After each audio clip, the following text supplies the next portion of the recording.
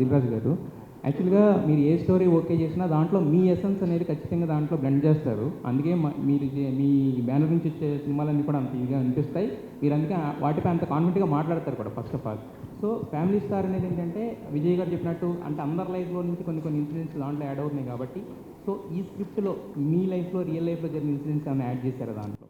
లేదు అంటే పర్సనల్ లైఫ్లో కథ వింటున్నప్పుడు పర్సనల్ లైఫ్లో ఇది నాకు ఇలా జరిగి ఉంది అనేది థాట్ వస్తుందేమో, కానీ సినిమాల్లోకి పర్సనల్ లైఫ్లో జరిగే మూమెంట్స్ తీసుకొచ్చి ఎప్పుడు పెట్టను.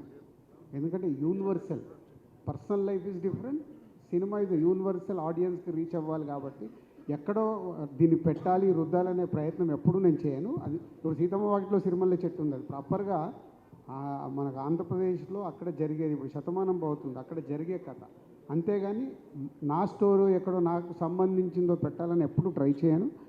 నేను డైరెక్టర్లు కూడా చెప్పను, బట్ ఎక్స్ప్రెస్ చేస్తాను మూమెంట్స్ ఎలా ఉంటాయి, ఫ్యామిలీలో ఎలా జరుగుతాయి. ఇప్పుడు బ్రదర్స్, దీంట్లో కూడా 3 బ్రదర్స్ ఉంటారు, బ్రదర్స్ మధ్యలో జరిగే 3-4 మూమెంట్స్ ఉంటాయి ఈ కథలో కూడా. సో అవి కనెక్ట్ అవుతాం.